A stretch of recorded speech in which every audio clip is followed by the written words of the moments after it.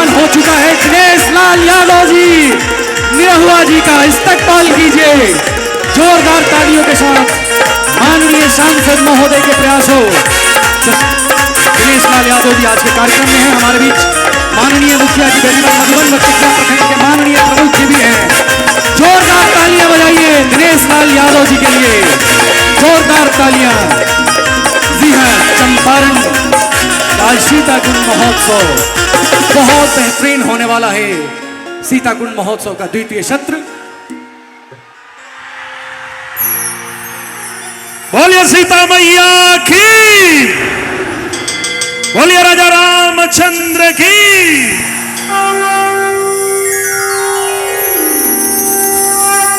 आइल दुआरे बानी है देवी माई,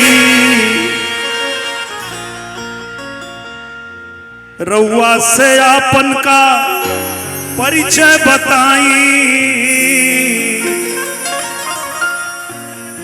हम वही धरती से आइल बानी जो ना धरती से प्रभु श्री राम कभी मां जानकी के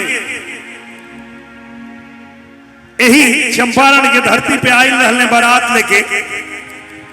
आइल दुआरे बानी हे देवी माई, रउआ से आपन का परिचय बताई। छूबे के चाहत खाली पाँव, छुए के चाहत खाली पाँव। निरहुआ नाम है, निरहुआ नाम है, निरहुआ नाम है, निरहुआ नाम है। आई दुआरे बनी हे देवी माई, रउआ से आपन का परिचय बताई। आई दुआरे बनी हे देवी माई, रउआ से आपन का परिचय बताई। चूमे के चाह खाली पाँव, निरहुआ नाम है, निरहुआ नाम है, निरहुआ नाम है, निरहुआ नाम है।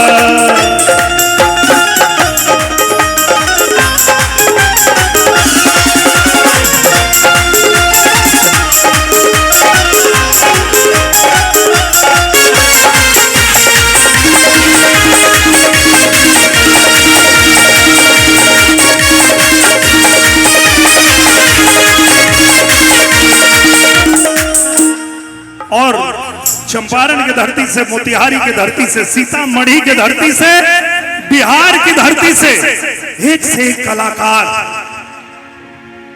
ये धरती से पूरे विश्व पटल पे हमरे बिहार के माटी के, चंपारण के माटी के नाम रोशन कैले बाणे। तो हम तो यह सुनले हैं, सुनीला सबही के तारे लुमाई, सुनीला सबही के तारे लुमाई, भक्त के अपने उबारे लुमाई।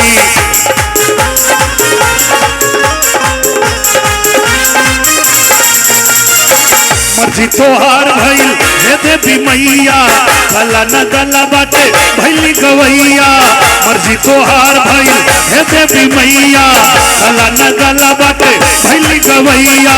तोहरे कीर्तिया के छाव निरहुआ नाम है, निरहुआ नाम है, निरहुआ नाम है, निरहुआ नाम है।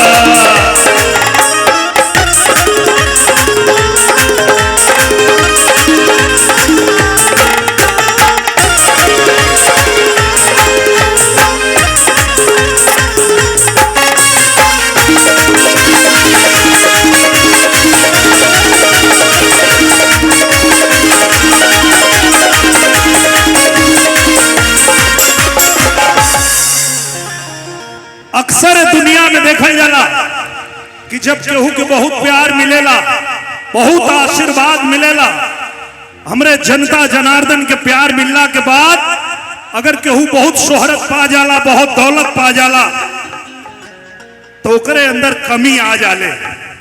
तो आज ये धरती पर देवी माई से, सीता मैया से एक ही चीज मांगत आनी, स्वर के भवानी हऊ स्वर में ही रहिया। बस कहीं कृपा करी हम आई अपने बेचवा पे। स्वर के भवानी हऊ स्वर में ही रहिया, हमरा के माई अहंकार से बचैया।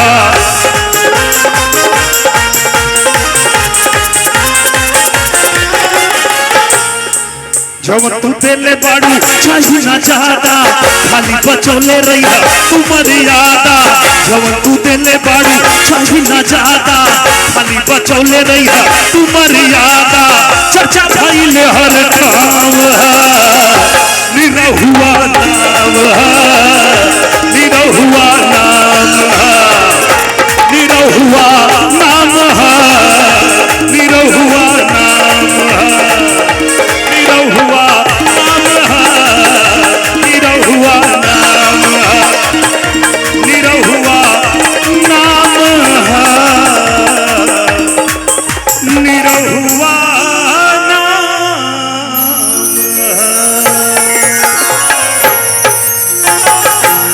ओके, अच्छा, एनियो आवतनी एनियो आवतनी।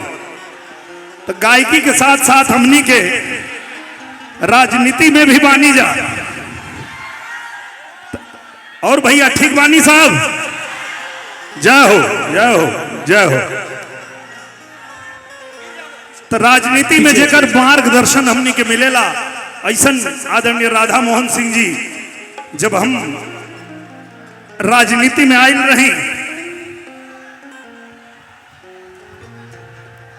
और जब हम चुनाव लड़ल रही उस समय आदरणीय राधा मोहन जी ही हमनी के प्रभारी रहनी उत्तर प्रदेश के। आपके आशीर्वाद हमेशा हमनी के मिलल और सदन में भी आपके मार्गदर्शन हमेशा हमके मिलल। तो हमनी के मार्गदर्शक आज बैठल बानी हमनी के बीच में, जेकर असीम कृपा हमनी के ऊपर हमेशा रहेला। और ऐसे ही आपके प्यार आशीर्वाद मिलत रहे।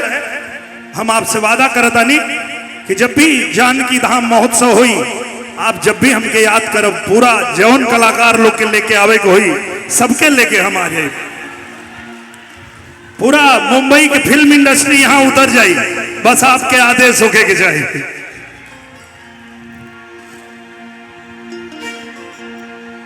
तो देवी माई के गीत हो गई, अब फिल्म के गीत सुनबा लोग। तो यह वो चंपारण के धरती है जो ना धरती से एक कलाकार, एक से एक गीतकार, एक से एक संगीतकार लोग पैदा भइल, जौन हमनी जैसन कलाकार के स्टार बना देहल। यह वो चंपारण के धरती है। यही चंपारण के धरती से एक लड़का संतोष मिश्रा गईले मुंबई और फिल्म निकले निरहुआ रिक्शा वाला।